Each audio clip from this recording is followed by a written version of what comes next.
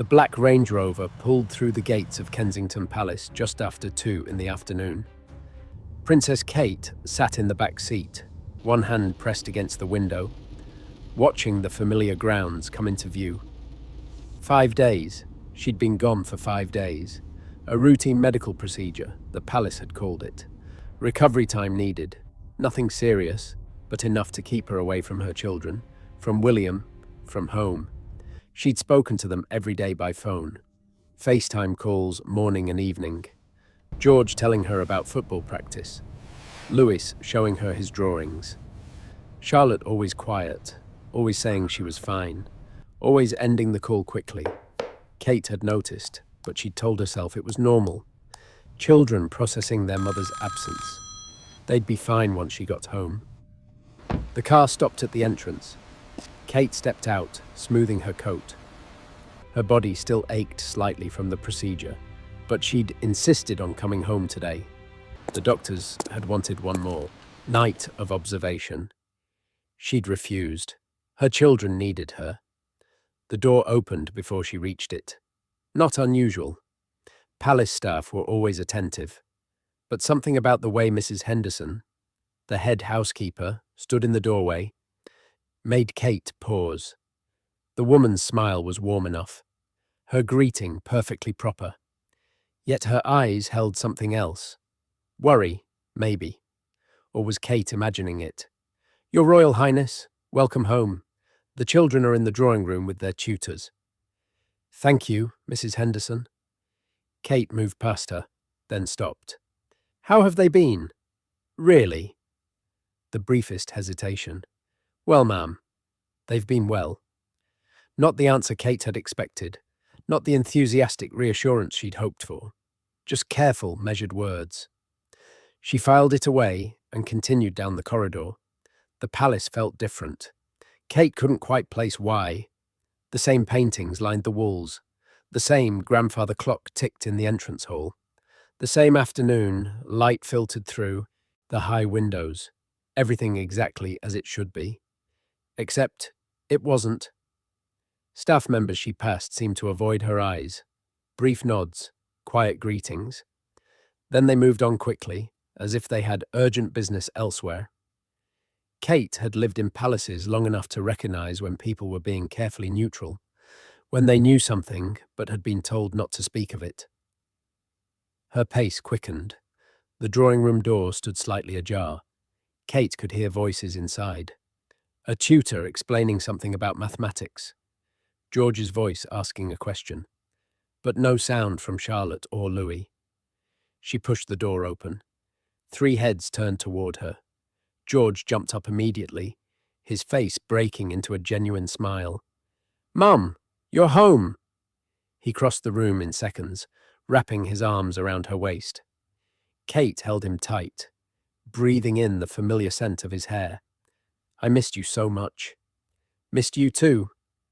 George pulled back, looking up at her. "Are you better now? Can you stay?" "I'm much better, and yes, I can stay." Louis approached more slowly, clutching a stuffed lion. At 4 years old, he'd struggled the most with her absence. He pressed against her leg silently. Kate knelt down, wincing slightly at the movement, and pulled him close. "Hello, my love." He buried his face in her shoulder, said nothing, just held on. Over his head, Kate's eyes found Charlotte. Her daughter sat at the writing desk by the window, hands folded in her lap, watching. She hadn't moved when Kate entered, hadn't called out or run over, just sat there, perfectly still, perfectly composed. Too composed for an 8-year-old girl whose mother had been gone for 5 days. Before we continue, make sure you hit subscribe if you want more untold royal stories like this. Drop a comment below telling us where you're watching from. Now, back to what Kate was about to discover. "Charlotte, sweetheart, aren't you going to say hello?" Charlotte stood slowly, smoothed her school skirt, walked across the room with careful measured steps. "Hello, Mummy. I'm glad you're home." Her voice was quiet, formal, almost. She stopped an arm's length away. Kate's heart twisted. She reached out, drew Charlotte into a hug, felt her daughter's body go rigid for just a second before relaxing, felt the way Charlotte's arms came up slowly, as if she'd forgotten how to embrace her own mother. "I missed you terribly," Kate whispered against Charlotte's hair. "I missed you too." The words were right, but something in the delivery was wrong. Rehearsed, maybe, or carefully controlled. Charlotte pulled back after exactly 3 seconds. Not too quickly to seem rude, not long enough to seem needy. Kate watched her daughter return to the desk. Sit down.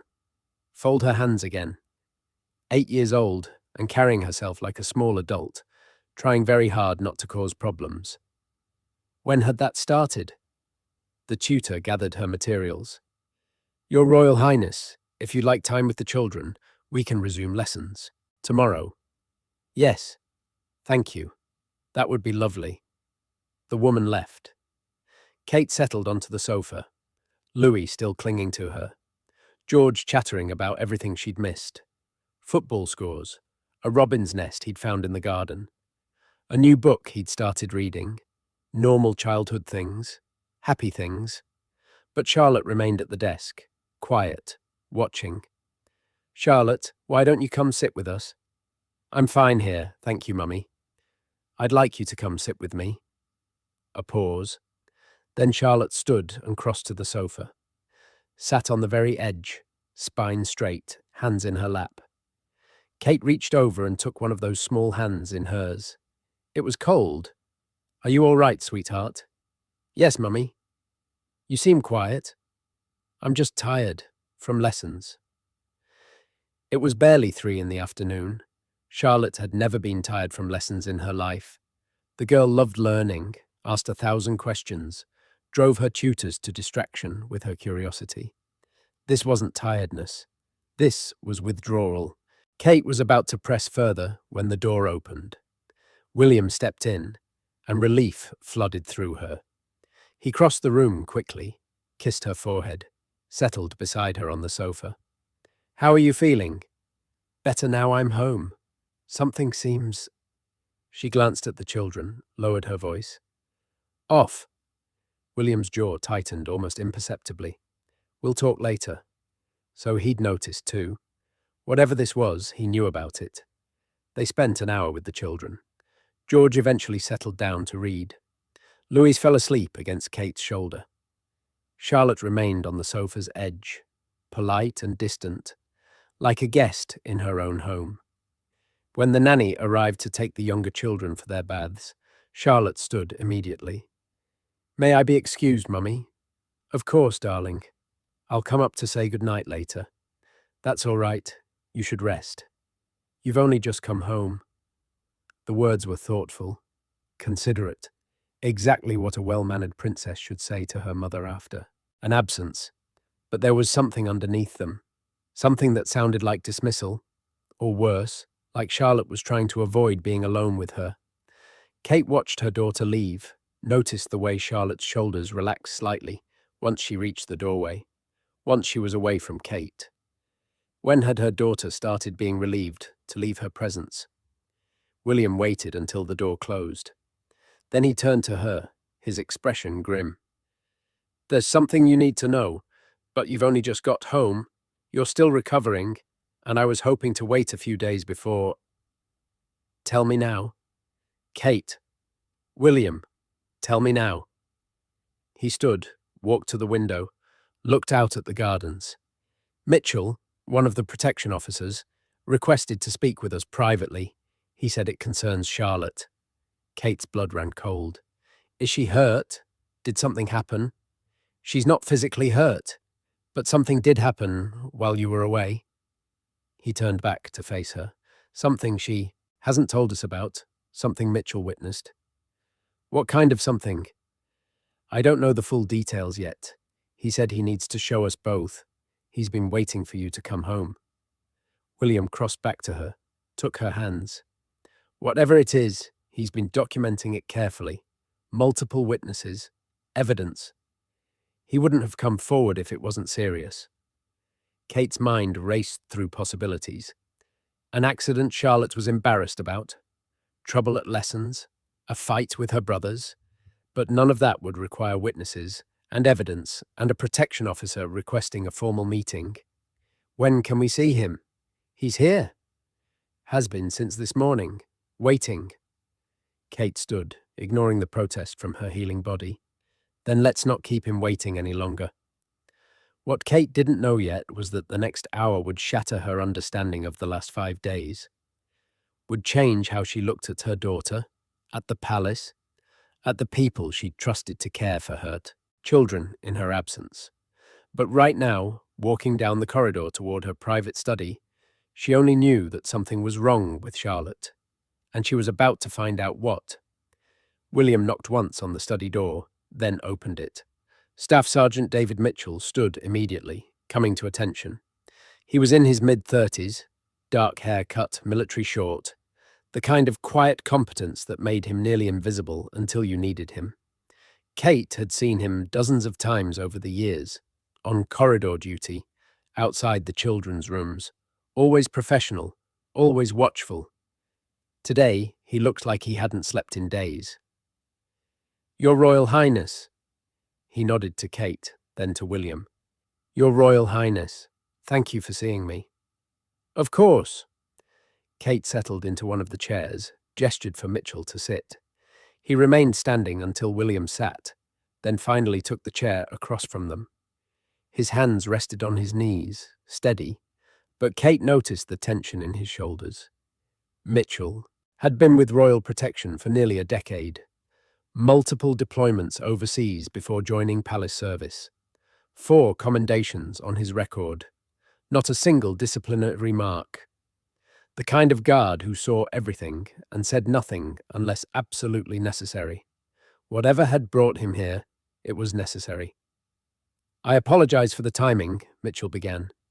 "I know you're just home from hospital, ma'am, but this couldn't wait any longer." "It concerns Charlotte," Kate kept her voice level. "My husband said you've been documenting something." "Yes, ma'am, for the last 5 days, since the morning after you left for hospital." He reached into his jacket, pulled out a small flash drive, set it on the table between them. "I have video footage from palace security cameras, audio from my body camera, written statements from 3 other staff members, and my own direct observations." Kate stared at the flash drive. Such a small thing, barely an inch long, but Mitchell was treating it like it contained explosives. "What's on it?" William's voice was tight. Mitchell met his eyes. Evidence of what happened to Princess Charlotte in her mother's absence. The room went very quiet. Kate could hear the clock on the mantel, could hear her own heartbeat, could hear William's breathing change beside her. "Tell us." She didn't recognize her own voice. It sounded far away. "Tell us everything." Mitchell took a breath, let it out slowly. When he spoke, his voice was steady, but his words cut deep. "It started the morning after your Royal Highness left for hospital. I was assigned to the family wing, standard rotation. 8 in the morning, I took up post outside the children's breakfast room." He paused. Kate wanted to scream at him to continue, wanted to grab that flash drive and see for herself, but she forced herself to sit still, to listen. Queen Camilla arrived to oversee breakfast. Mitchell's face remained carefully neutral. Not unusual. She'd been taking a more active role with the children recently. But that morning, something felt different. The way Princess Charlotte reacted when she entered the room.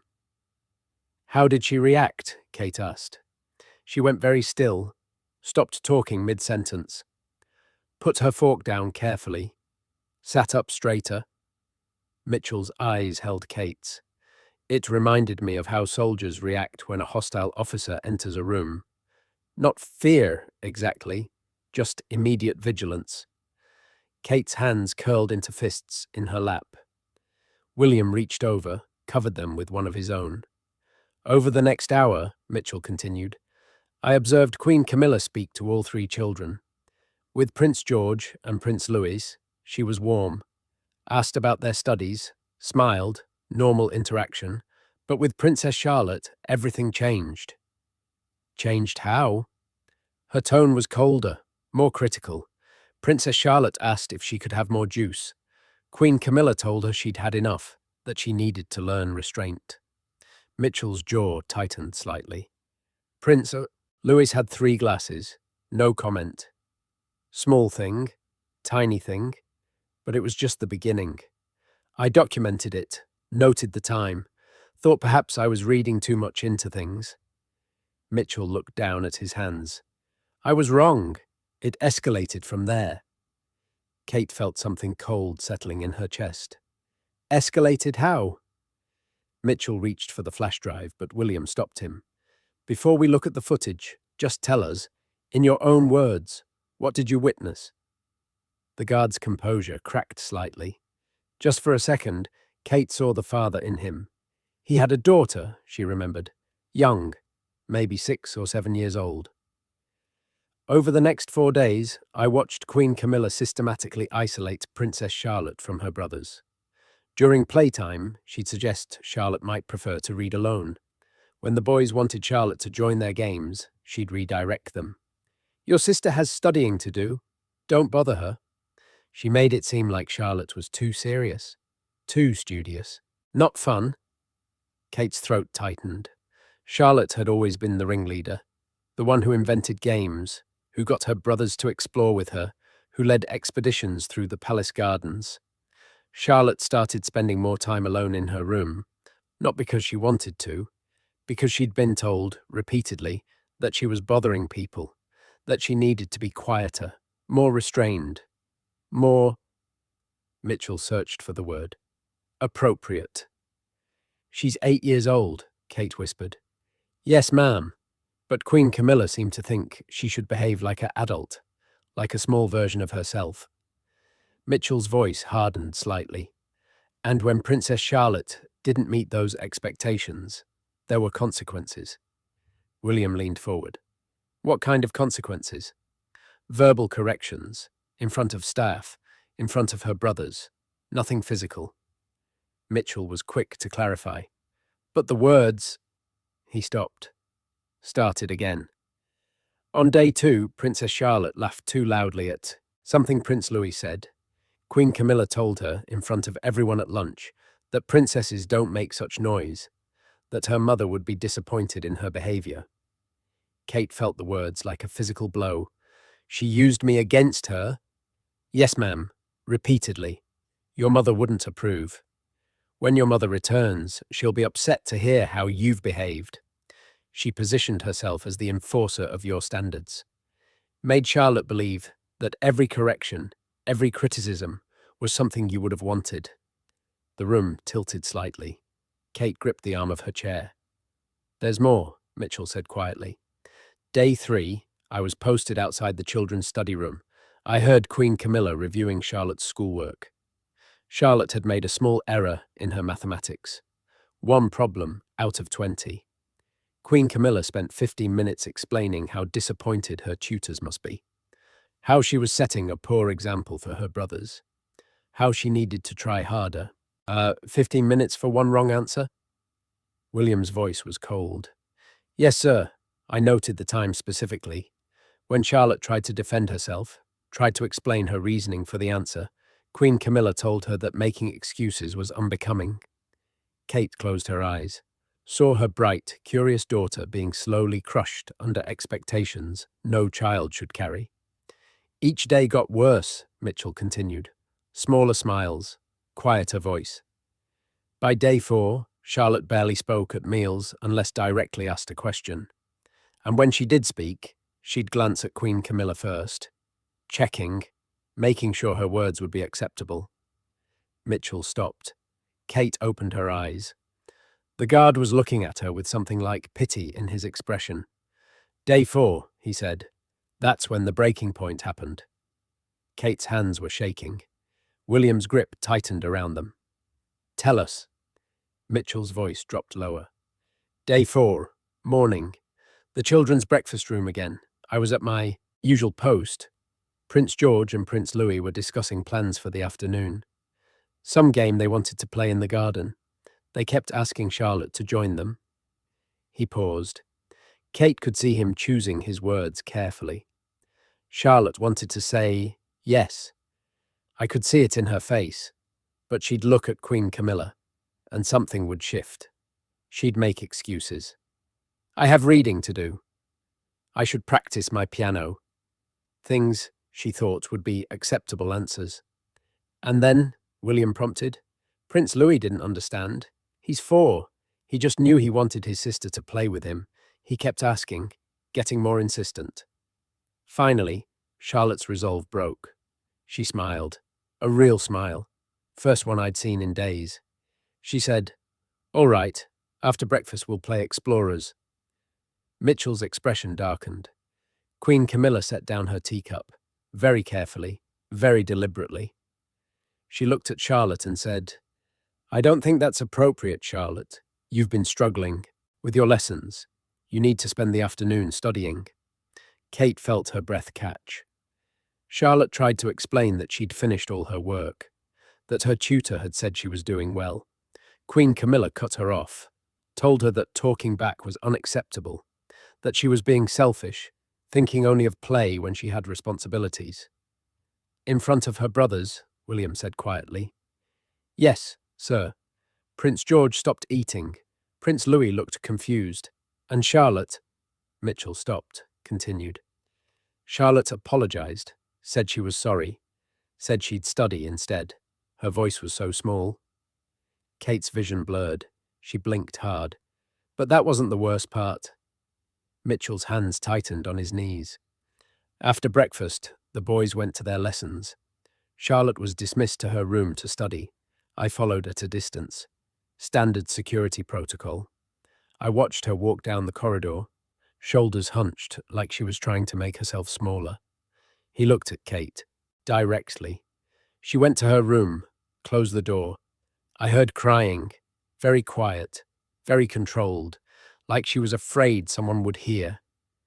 The cold in Kate's chest was spreading, freezing her from the inside out. I stayed at my post. 20 minutes later, Queen Camilla walked past. She paused outside Charlotte's door. I heard her call out, "Charlotte, princesses don't sulk. Compose yourself." Then she walked away. Kate's hands were shaking despite William's grip. "Did you check on her?" "Not then, ma'am. I didn't have cause, but I noted it. Added it to the pattern I was documenting." Mitchell leaned forward slightly. The breaking point came 2 hours later. This was it. The moment he'd been building toward. Charlotte had been in her room all morning, studying alone. At noon, she came out. I was still on corridor duty. She walked to the breakfast room where the boys were having lunch. She was trying to smile, trying to act normal. Mitchell's voice remained steady, but Kate could hear the effort it took. She sat down. Queen Camilla was supervising again. The boys were happy to see Charlotte, started chattering to her immediately. For a few minutes, things seemed normal. Charlotte was eating, listening to her brothers, and then he stopped, took a breath, let it out slowly. Prince Louis spilled his water. Accident. He's 4 years old. These things happen. Queen Camilla called for staff to clean it up. No real issue. But Charlotte had been sitting next to Louis. Some of the water had splashed on her skirt. Just a few drops. She started to dab at it with her napkin. Kate waited. The clock ticked. Outside she could hear birds in the garden. Queen Camilla looked at Charlotte, looked at the wet spot on her skirt, and then she said, very calmly, "Charlotte, why can't you be more careful? Look at the mess you've made." Kate's breath stopped. Charlotte tried to explain. "But I didn't. Louis spilled it, I just—" Queen Camilla raised her hand. Silence fell. She said, "Making excuses again. This is exactly why you needed to spend the morning studying. You're not being responsible." Mitchell's jaw was clenched now. Prince George spoke up. He said, "It wasn't Charlotte's fault. It was an accident." Queen Camilla turned to him, told him not to interfere, told him Charlotte needed to learn consequences for her carelessness. "But she didn't do anything," Kate whispered. "No, ma'am, she didn't. But Queen Camilla sent her from the table anyway. told her to go change and spend the afternoon in her room, thinking about her behavior. Kate closed her eyes, saw her daughter being blamed for something she hadn't done, being sent away in shame. For water someone else had spilled. Charlotte left. She didn't argue, didn't cry, just apologized quietly and left the room. I watched her walk away. She was trying so hard to keep her composure, 8 years old and already learning to hide everything she was feeling. The guard's voice softened. That's when I knew I had to act. This wasn't about discipline. This wasn't about maintaining standards. This was systematic emotional abuse of a child, and someone needed to stop it. Kate opened her eyes. Mitchell was watching her carefully. But the breaking point itself, he continued, happened 3 hours later. Kate hadn't thought it could get worse. She was wrong. At 3:30 in the afternoon, I was still on family wing duty. I saw Charlotte leave her room. She'd changed her clothes, washed her face, put herself back together, and she walked downstairs toward the breakfast room again. Why? William asked. She wanted to see her brothers, wanted to apologize. She'd convinced herself that maybe if she said sorry properly, things would go back to normal. Mitchell's expression showed what he thought of an 8-year-old, believing she needed to apologize for existing. I followed at a distance. She reached the breakfast room. The door was partially open. I could see inside. Queen Camilla was there with the boys. They were having tea, laughing about something. Charlotte must have heard the laughter, must have thought maybe things were better now. Charlotte approached the doorway. She was so small standing there, so hopeful. She said, very quietly, "Excuse me." Mitchell paused.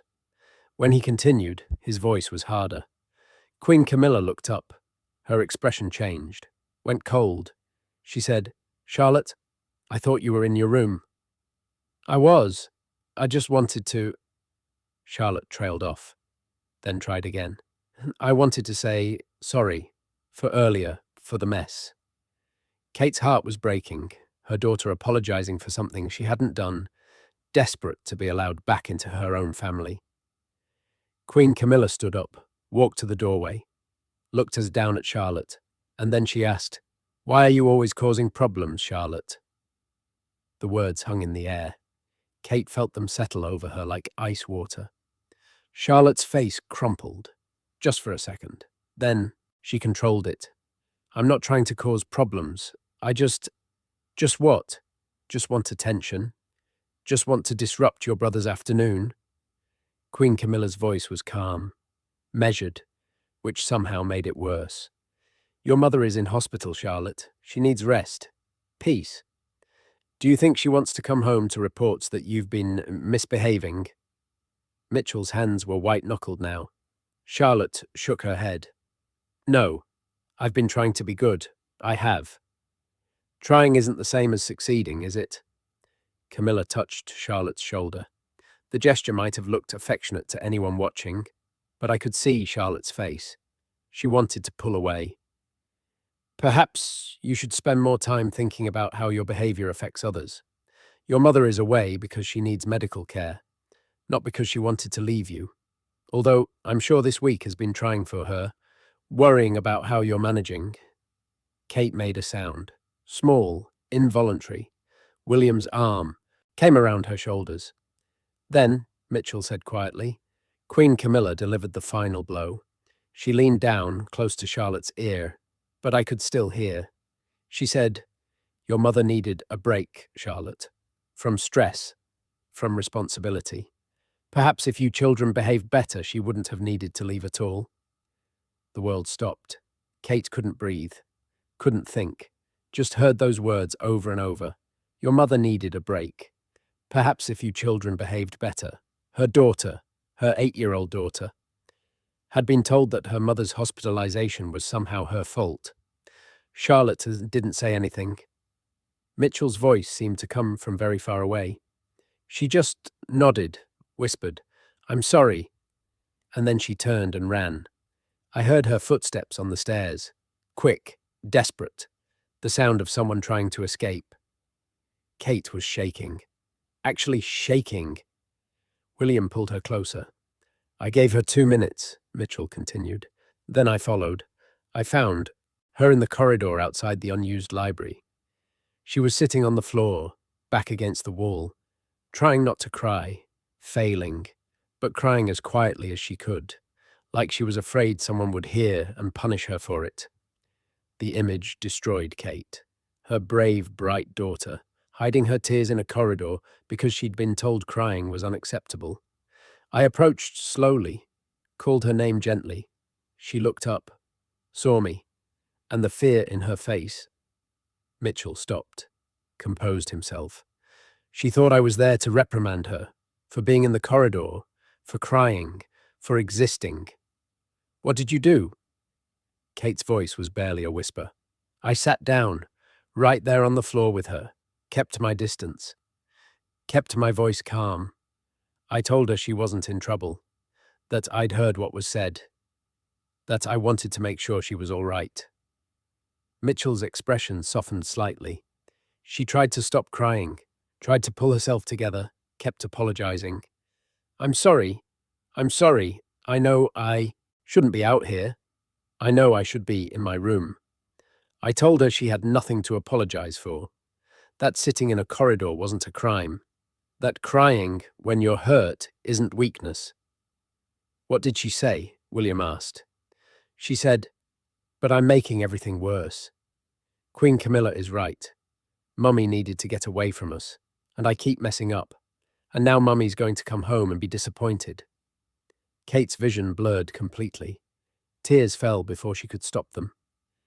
I chose my next words very carefully, Mitchell said. I told her, Princess Charlotte, your mother is in hospital because she needs medical care. Not because of you, not because of anything you did, and she loves you more than anything in the world. Charlotte had looked at him, really looked at him. She asked, are you sure? I told her I was absolutely certain, that I'd seen her mother with her hundreds of times, that there was no doubt in my mind how much she was loved. Did she believe you? Kate asked through tears. I think she wanted to, but Queen Camilla had spent 4 days convincing her otherwise. Mitchell reached for the flash drive. Charlotte asked me something then. She made me promise not to tell anyone, but she asked if, when her mother came home, I could tell you what had happened, what was said, because she was afraid to tell you herself, afraid you'd be angry with her for complaining, for causing more problems. Kate broke. Not completely, not yet, but something inside her fractured. Her daughter had been too afraid to tell her own mother what she'd endured, had needed a royal protection officer to promise to speak for her because she believed her mother might blame her. What had Camilla done to her child? I made Charlotte a promise in that corridor, Mitchell said. I told her I would document everything, that when her mother came home, I would make sure she knew exactly what had happened. Not Charlotte's version, which Camilla could twist. My version, with evidence, with witnesses, with proof. He picked up the flash drive. Charlotte asked if I was sure, if I wouldn't get in trouble for telling. I told her that some things mattered more than following every protocol, and protecting her mattered more than anything. Mitchell held Kate's eyes. She cried harder then, not sad crying, relief crying. Someone had finally seen what was happening. Someone was going to help. What happened in the next 24 hours, Mitchell was about to reveal, would make everything he'd already told them seem almost mild in comparison. But first, he needed Kate to see the evidence, to hear it in Camilla's own words, to understand the full scope of what had been done to her daughter in her absence. I spent the next day documenting everything I could, Mitchell continued. I reviewed security footage. I spoke to other staff members who'd witnessed interactions. I recorded Queen Camilla's tone, her words, her treatment of Charlotte versus the boys. I built a case. He set the flash drive on the table between them. Day 5. Your last day in hospital, ma'am. That morning, Queen Camilla took the children to the music room for their piano practice. Charlotte goes first. She's actually quite good, advanced for her age. She was playing a piece she'd been working on for weeks. Mitchell pulled out a small notebook, flipped to a marked page. 9:43 in the morning. I was posted outside the music room. Charlotte made one mistake. One note. She caught it immediately. Corrected herself. Continued playing. Let me guess, William said coldly. That wasn't good enough. Queen Camilla stopped her. Made her start over. Charlotte did. Played it perfectly this time. Got to the end. Looked up, hoping for approval. Mitchell's jaw tightened. Queen Camilla said, and I quote, "That was adequate, but your mother expects excellence. Perhaps you should practice more and talk less." Kate's hands curled into fists. Charlotte barely spoke all. Weak. How could she talk less? Exactly, ma'am. It wasn't about actual improvement. It was about making sure Charlotte knew she was never good enough, that nothing she did would ever be quite right. Mitchell flipped another page. Lunch that day, final meal before you were due home. The boys were excited, kept talking about your return. Charlotte was quiet, just eating, listening to her brothers. Queen Camilla asked Charlotte if she was excited for her mother's return. Charlotte said yes, very much. Queen Camilla then said, I hope you plan to show her how much you've learned about proper behavior this week. I'd hate for her first days home to be filled with disappointment. Every word was a knife. Kate felt each one. Charlotte put down her fork. She'd lost her appetite. She said very quietly, I'll try my best. Queen Camilla smiled, told her, Trying is what got you here in the first place, Charlotte. Perhaps you should move beyond trying and actually succeed, Mitchell. Closed the notebook. That afternoon, while the boys had their outdoor time, Charlotte stayed in her room, alone. I could hear her through the door, practicing her piano pieces, over and over, the same sections, trying to make them perfect. An 8-year-old child, terrified her mother would come home and find her inadequate. The guard looked between Kate and William. That evening, when you called from the hospital for your final goodnight call, I was in the corridor. I heard Charlotte on the phone with you. Do you remember what she said? Kate thought back. Remembered the call. Charlotte had been quiet, said she was fine, said she missed her mother, said she couldn't wait to see her tomorrow. All perfectly normal things. She lied to you, Mitchell said gently. Not maliciously, out of fear. She'd been convinced that telling you the truth would disappoint you, that admitting she was struggling would prove Queen Camilla right about her being weak, dramatic, attention-seeking, Kate's. Tears were falling freely now. I should have known. I should have heard it in her voice. You couldn't have known, ma'am. Charlotte is very good at hiding what she's feeling. When she thinks she has to. She's learned from watching you and the prince. How to maintain composure in public. How to smile when you're hurting. How to never let anyone see the cracks. She's 8 years old, Kate whispered. She shouldn't have to hide anything. No, ma'am, she shouldn't. Mitchell's voice was firm. Which is why I'm here. Why I documented everything. Why I waited up all morning for your return. Because someone needed to tell you the truth, and Charlotte was too scared to do it herself. William stood, walked to the window. His back was rigid with controlled fury. Show us the evidence. Mitchell pulled out a tablet. I'm going to play you several clips. They're difficult to watch, but you need to see them. You need to hear Camilla's words in her own voice. He queued up the first clip. Security footage from the corridor outside the breakfast room. Day 2. Kate saw herself Camilla enter the frame, saw Charlotte's posture change immediately, saw her daughter's smile disappear. The audio was clear. Camilla's voice. Honey sweet on the surface, but with edges underneath. Good morning, children. Charlotte, sit up properly. Your mother would be mortified by your posture. Charlotte straightened immediately, apologized. Camilla smiled, touched her shoulder.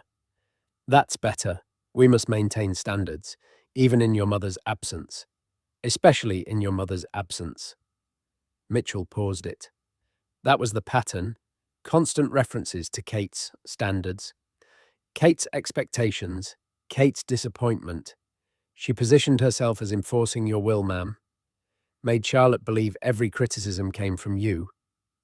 The next clip. Lunchtime, day 3.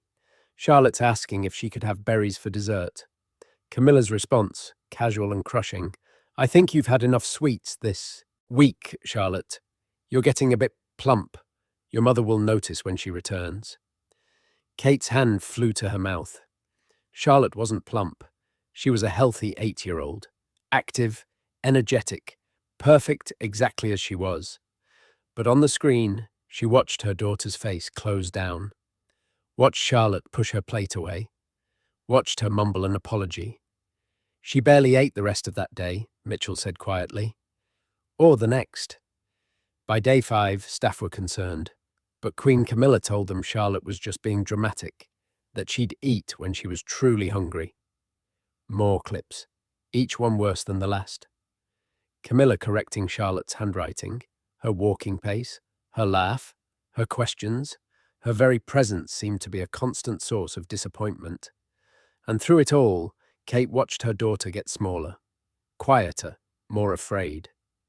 The final clip was from day 4, the breakfast room. Charlotte approaching the doorway. The conversation Mitchell had described. But hearing it was so much worse than the description. Camilla's voice, calm and poisonous. Your mother needed a break, Charlotte. From stress. From responsibility. Perhaps if you children behaved better, she wouldn't have needed to leave at all. Kate saw Charlotte's face crumble. Saw her daughter nod. Accept the blame for something that was never her fault. Then, run from the room. Small and broken. The screen went black. The study was silent except for Kate's ragged breathing. She couldn't speak, couldn't form words, just sat there, shaking, watching that last image replay in her mind. Her daughter, her baby, being told she was the reason her mother had left. There's one more thing, Mitchell said quietly. Audio only, from my body camera. The conversation in the corridor after. He pressed play. Kate heard her daughter's voice. Small, scared, trying so hard not to cry. I'm sorry. I know I shouldn't be out here. Mitchell's voice gentle. You're not in trouble, Princess. I heard what was said. I wanted to make sure you were all right. I keep messing everything up. Queen Camilla is right. Mummy needed to get away from us. That's not true, Charlotte. Your mother is in hospital because she needs medical care, not because of you. A long pause, then Charlotte's whisper. Are you sure?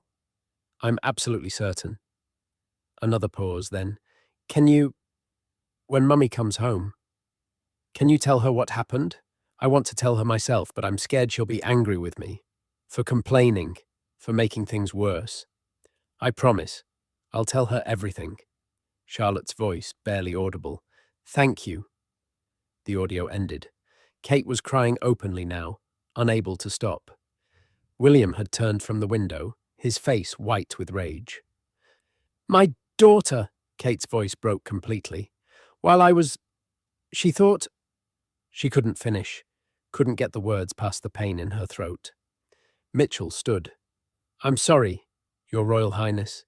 I wish I could tell you something different. But you needed to know what happened, what Charlotte endured, what she's still afraid to tell you about. Kate looked up at him through tears. This man, this royal protection officer, he'd seen her daughter's pain, and instead of looking away, instead of staying silent, he'd documented it, witnessed it, protected her when her own mother couldn't. You kept her safe, Kate whispered.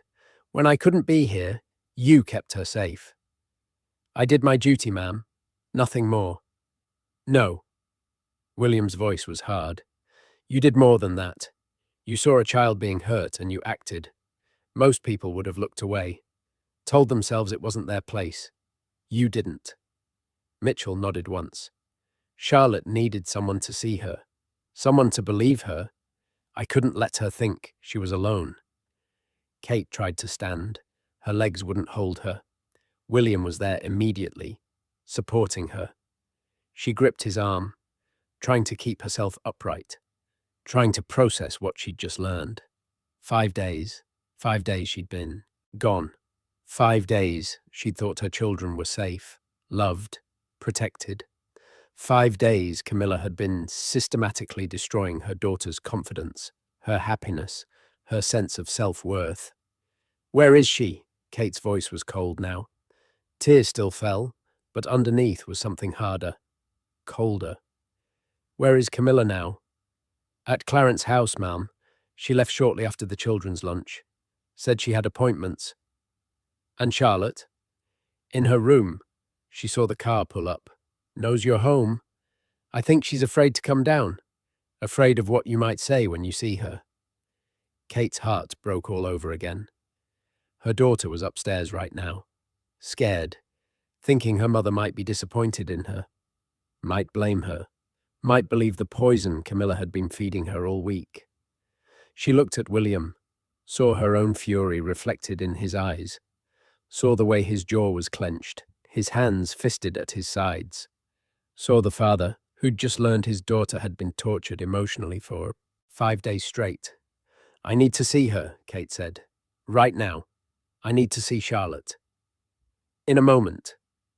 William's voice was deadly quiet. He turned to Mitchell. "You have more evidence than what you've shown us?" "Yes, sir.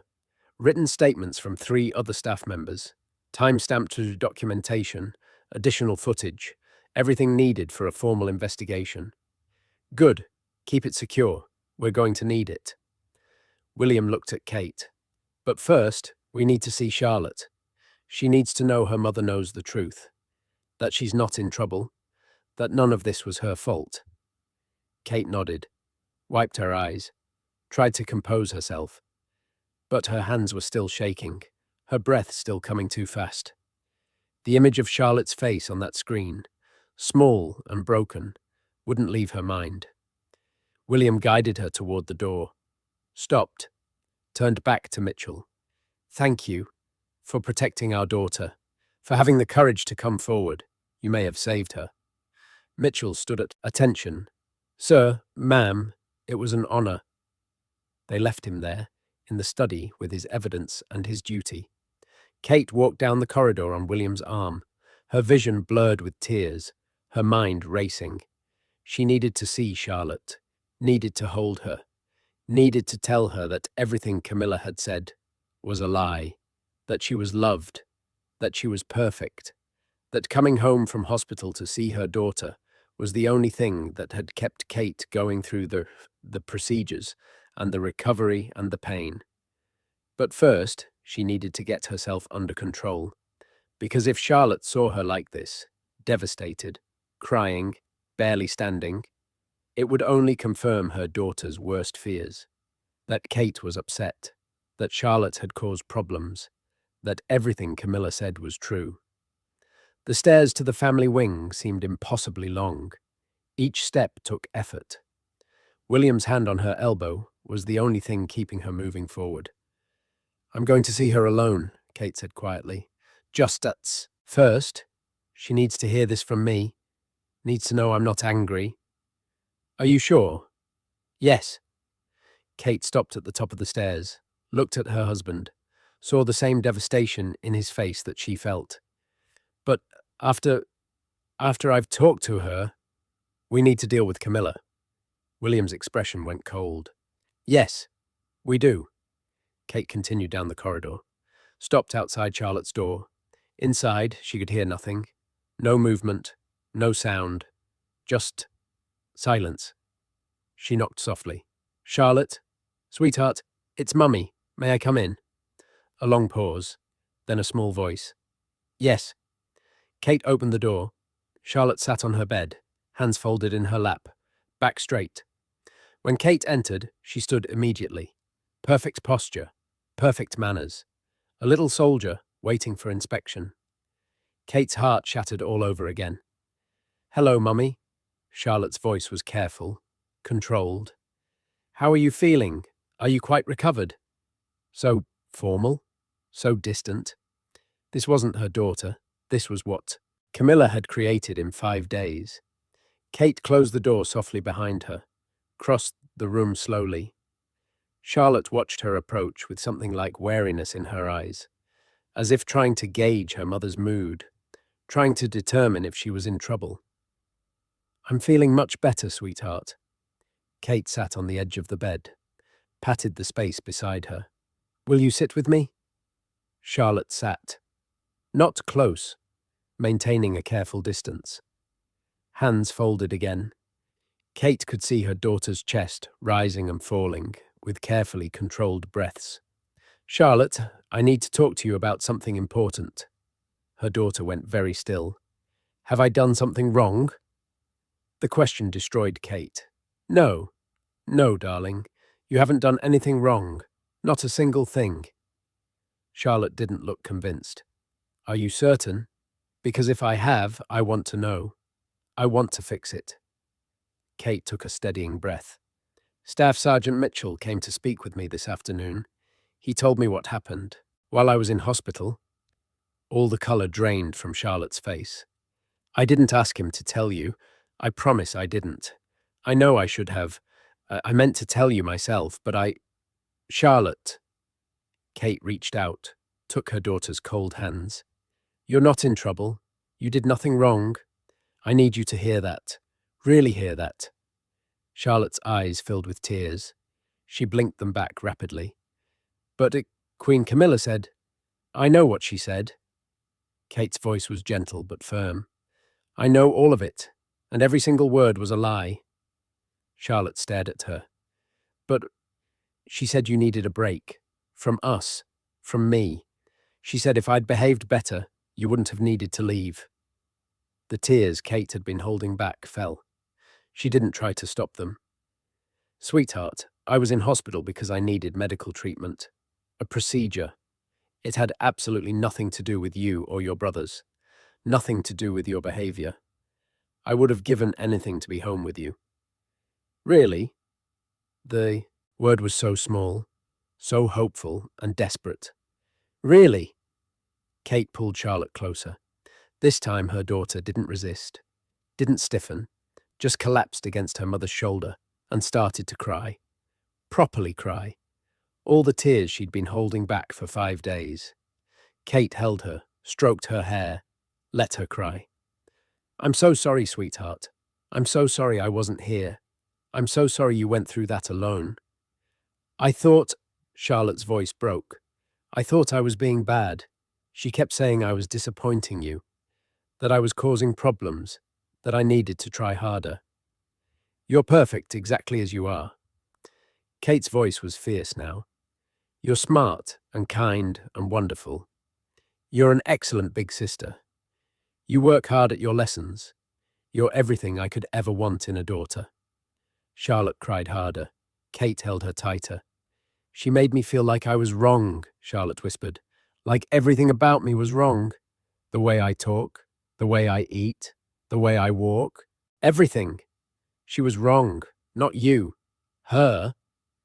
Kate pulled back just enough to look at her daughter's tear-stained face. "Charlotte, listen to me very carefully.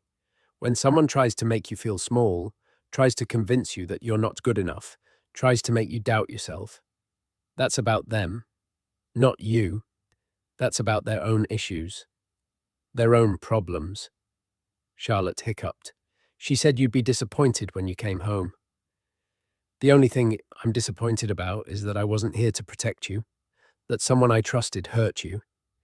Kate wiped Charlotte's tears with her thumbs. "But I'm here now, and I promise you, this will never happen again." "What do you mean?" "I mean that Queen Camilla will never be alone with you again. Never." Kate's voice was steel underneath the gentleness. "Your father and I are going to make sure of it." Charlotte's eyes widened. "Will she be angry?" "Let her be angry. That's not your concern. Your only concern is being 8 years old, playing with your brothers, learning things that interest you, being happy." Kate kissed her daughter's forehead. "You're a child, Charlotte. You're allowed to laugh loudly and spill things and make mistakes and ask for more juice. You're allowed to be human. Queen Camilla said princesses have to be perfect. Queen Camilla is wrong." Kate said it firmly. Princesses are people. People aren't perfect. And that's okay. Charlotte was quiet for a long moment. Then quietly, I missed you so much, Mummy. I missed you too. Every single second. Kate pulled her close again. And I love you. So much. More than you could possibly know. They sat like that for several minutes. Charlotte's crying slowed. Her breathing steadied. Eventually, she pulled back, wiped her eyes with her sleeve. Can I ask you something? Charlotte's voice was tentative. Anything. Are you really okay? From the hospital? Kate smiled. A real smile. I'm perfectly fine. I'll be here for breakfast tomorrow. Morning, and the morning after that, and every morning. Promise? I promise. Charlotte leaned against her mother again. This time, relaxed, trusting. I'm glad you're home. So am I, sweetheart. So am I. A soft knock at the door. William's voice. May I come in? Yes, Charlotte called out. William entered, saw his daughter's tear-stained face, his wife's red eyes, crossed the room and wrapped them both in his arms. I love you both very much. Charlotte hugged him tight. I love you too, Papa. They stayed like that for a while, a family reunited, healing beginning. But underneath the tender moment, Kate felt the cold fury still burning. Charlotte was safe now, comforted now, but the person who'd hurt her was still out there. Still believing she'd gotten away with it. That was about to change. Kate looked at William over Charlotte's head.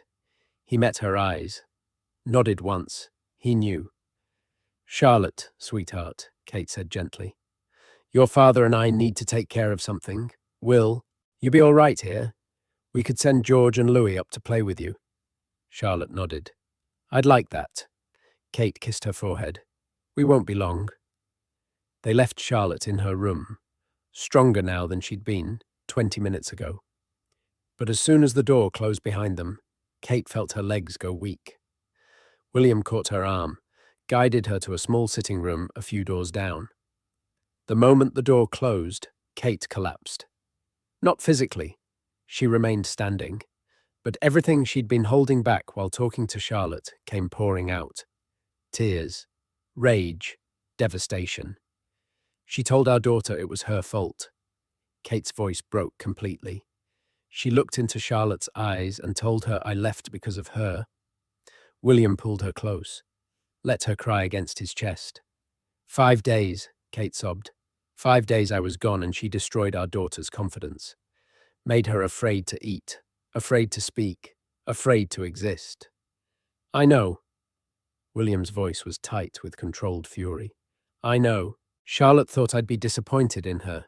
She was scared to tell me what happened because she thought I'd blame her. Kate pulled back, wiped her eyes angrily. Our 8-year-old daughter spent a week being emotionally tortured, and she thought it was her fault. It ends now. William's voice was cold, hard. The voice of a prince who'd had enough. Camilla will answer for this. Kate nodded, tried to compose herself, but her hands were still shaking, her breath still coming too fast. The image of Charlotte's face, small and scared and convinced she'd driven her mother away, wouldn't leave her mind. I need 5 minutes, she said. 5 minutes to pull myself together. Then we're going to Clarence's house. Are you sure you're up for it? You've only just come from hospital. I'm sure. Kate's voice was steel now. She hurt my daughter. I'm going to look her in the eye when she's confronted with what she's done. William studied her face, then nodded. All right, but we're doing this properly, with witnesses, with evidence, so there's no question about what happened. Mitchell has everything? Everything. Statements, footage, documentation. Charles will have to see it. There's no way around that. Kate's jaw clenched. Charles, Camilla's husband. He'd have to know what his wife had done. Have to choose between his wife and his granddaughter. Then let's make sure he sees all of it. 20 minutes later, Kate and William sat in Charles's private office at Clarence's house. Mitchell stood near the door, tablet in hand, ready to present evidence. Charles sat behind his desk, looking concerned and slightly confused about why he'd been summoned on such short notice. "This must be serious," he said, looking between them. You've only just returned from hospital, Catherine." "It is serious." William's voice was clipped. "It concerns Charlotte and Camilla." Charles's expression shifted, became guarded.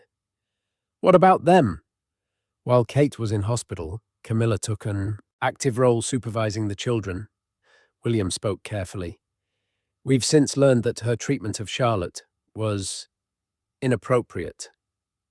"Inappropriate how?" Charles's voice had an edge now, defensive already. Kate wanted to scream, wanted to rage, but she kept her voice level. "She emotionally abused our daughter for 5 days straight." "That's a very serious accusation." "It's not an accusation." William gestured to Mitchell. "We have evidence." For the next 20 minutes, Mitchell presented everything: the footage, the audio, the witness statements, the documentation. Charles watched in silence, his expression growing darker with each clip. Kate watched him watch it, saw the moment he heard Camilla's voice telling Charlotte she was the reason her mother had left, saw him flinch, saw his hands tighten on the arms of his chair. When the presentation ended, Charles sat in silence for a long moment.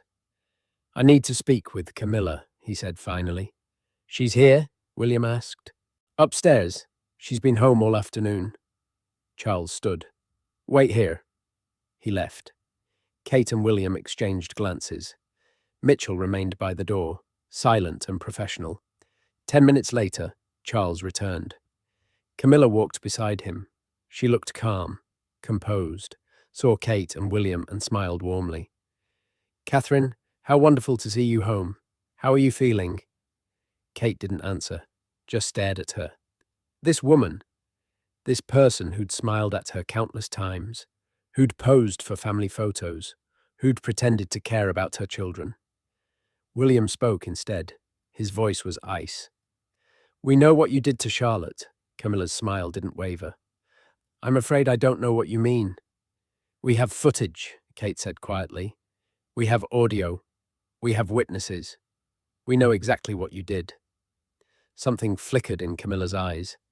"I supervised the children while you were away, as any grandmother would, if Charlotte has complained about normal discipline." "You told her it was her fault. I was in hospital." Kate's voice was still quiet, but it cut like a blade. "You told an 8-year-old child that her mother left because of her behavior." "I did no such thing." Camilla's voice was firm. "If Charlotte misunderstood, we have you on camera." William cut her off. "Your exact words.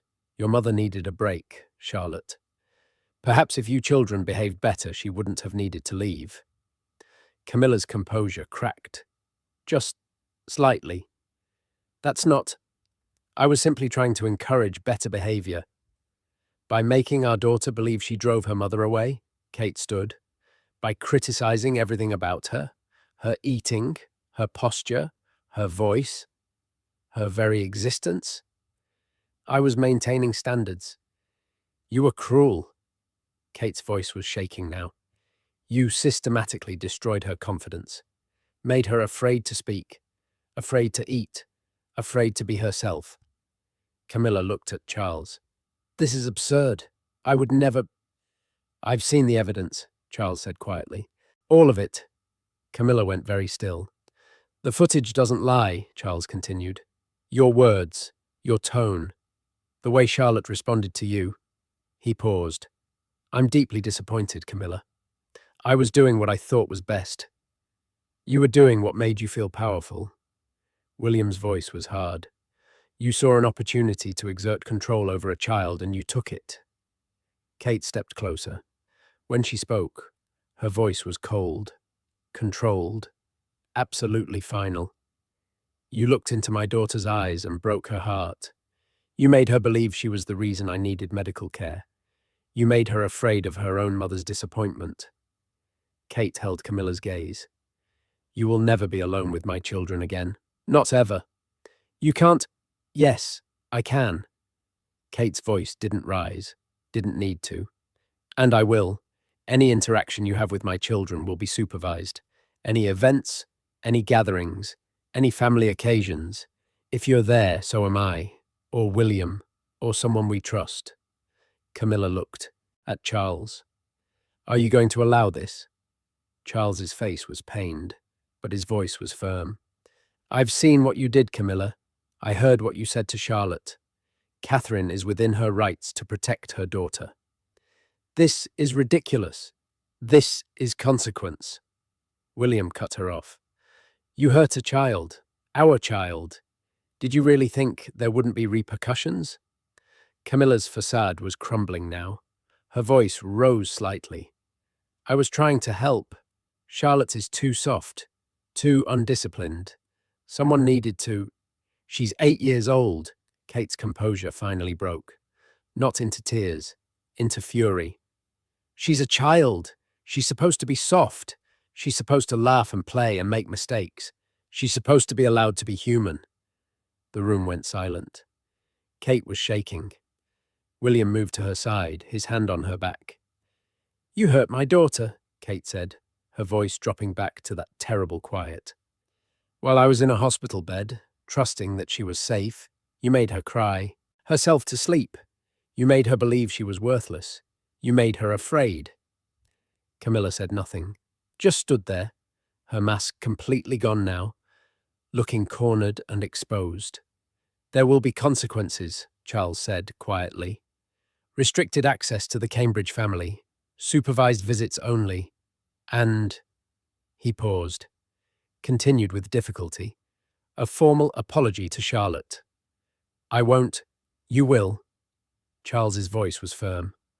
Or there will be further consequences. Do I make myself clear? Camilla's mouth pressed into a thin line. She nodded once. Brief. Sharp. Good. William gestured to Mitchell. This documentation will be kept on file. If there are any future incidents, it will be reviewed. Is that understood? Camilla nodded again. But her eyes, when they met Kate's, held resentment. Anger. Kate didn't care. Let her be angry. Let her resent. As long as she stayed away from Charlotte. We're done here, Kate said. She turned to leave. Stopped. Looked back at Camilla one more time. My daughter asked me if she could tell you something, and I told her no. I'd tell you myself. Camilla waited. She forgives you, Kate said quietly, because she's 8 years old, and she has the kindest heart I've ever known. But I don't forgive you. I never will. And if you ever make her feel like that again, there won't be a place in this family or this country where you'll be welcome. Am I absolutely clear? Camilla's face was white. She nodded. Kate turned and walked out, William beside her, Mitchell following at a respectful distance. They didn't speak until they were in the car heading back to Kensington Palace. Then Kate finally let out a breath, felt some of the tension leave her shoulders. It's done, William said quietly. It's not enough.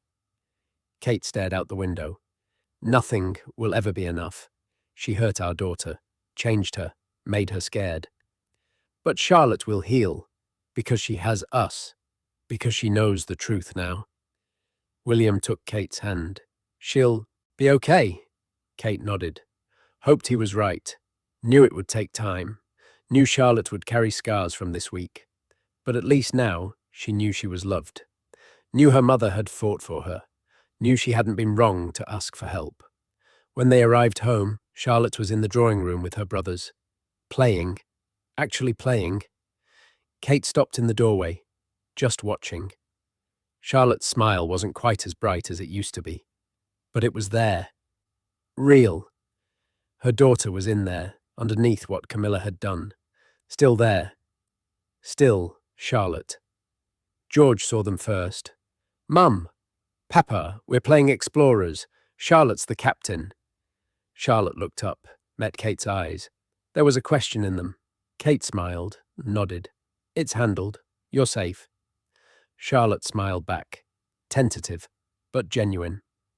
2 weeks later, Mitchell was called to a private meeting with William. He arrived expecting routine briefing. Instead, he found William in his office with a letter. "I wanted to thank you, personally," William said, "for what you did for Charlotte, for our family." "I was just doing my duty, sir." "No, you went beyond duty." William held out the letter. "This is a formal commendation for your file, and a personal letter of gratitude from Catherine and myself. We won't forget what you did." Mitchell took the letter, read it, felt something tight in his chest loosen. "How is Princess Charlotte?" he asked. "Better, not completely better. She still has moments where she's quieter than she used to be, more careful, but she's healing." William paused. "She asked if she could thank you herself. I told her I'd ask if you were comfortable with that." "I'd be honored, sir." The next day, Mitchell was escorted to the family's private sitting room. Charlotte sat on the sofa, hands folded, but when she saw him, she jumped up, ran over, hugged him. It was brief, quick, but full of gratitude. "Thank you," she whispered, "for telling, for keeping your promise." "You're welcome, Princess." She pulled back, looked up at him. "Are you in trouble? For breaking protocol?" Mitchell smiled. "No, not at all." "Good." Charlotte nodded firmly. "Because you did the right thing." "So did you, Princess, by asking for help. That was very brave." Charlotte thought about that, then smiled. A real smile. The first truly bright smile he'd seen from her in weeks. That evening, Kate tucked Charlotte into bed. They'd fallen into a new routine. Every night, before sleep, Kate would ask Charlotte if there was anything she wanted to talk about, anything that had bothered her that day. "I saw Sergeant Mitchell today," Charlotte said. "I got to thank him." "I'm glad." "Mummy?"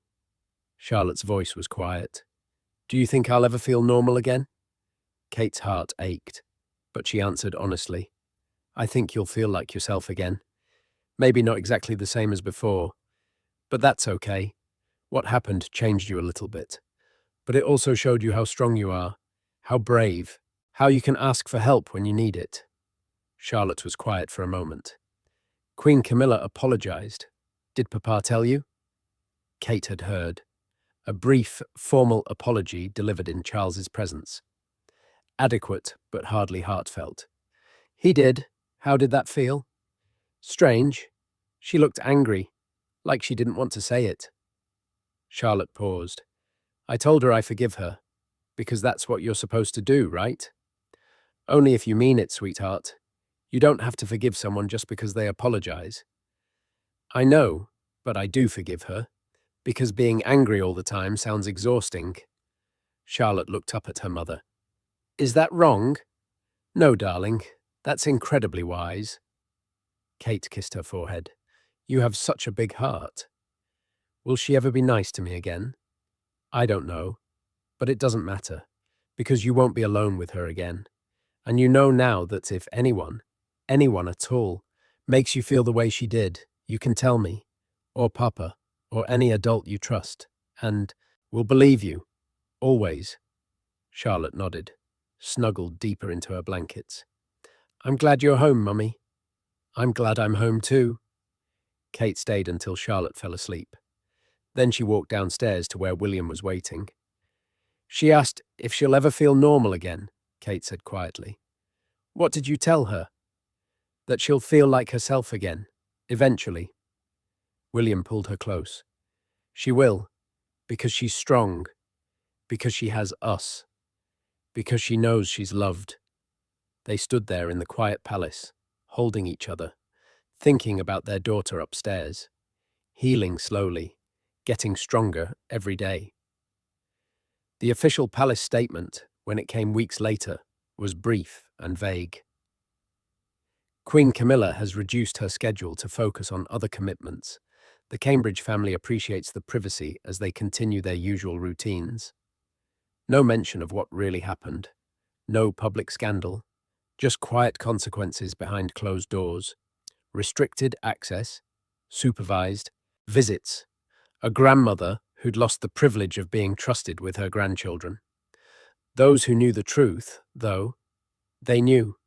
Staff members, security personnel, the people who'd witnessed what happened and stayed silent until someone finally spoke up. Mitchell continued his duties, professional, watchful. But sometimes, when Charlotte passed him in the corridor, she'd smile, and he'd smile back. A private acknowledgement between two people who'd survived something difficult together. And Charlotte, she healed, slowly, some days better than others. But with each passing week, her laugh grew louder, her confidence returned, her spark came back. Because she had her mother, her father, her brothers, people who loved her exactly as she was, people who fought for her when she couldn't fight for herself. The royal family lives under constant scrutiny, every moment photographed, every action analyzed, every smile dissected for hidden meaning. But some moments happen behind closed doors. Some betrayals happen in private. And sometimes it takes one person, willing to speak up, to break protocol, to risk everything, to protect a child who cannot protect herself. True duty isn't about following orders blindly. It's about knowing when rules matter less than doing what's right. It's about seeing someone in pain and choosing to act instead of looking away. Staff Sergeant Mitchell did his duty that week. Not the duty outlined in his protocol manual, not the duty written in his job description, but the duty that mattered most. He protected a child. And in doing so, he reminded everyone involved that some things transcend titles, protocol, and palace hierarchy. Some things are simply about being human, about seeing another human in pain and choosing to help. If this story showed you the private reality behind royal appearances, make sure you're subscribed. We bring you these untold stories from inside the palace every single day. Drop a comment. Would you have spoken up the way this guard did, or would you have stayed silent to protect your position? We'll see you in the next one.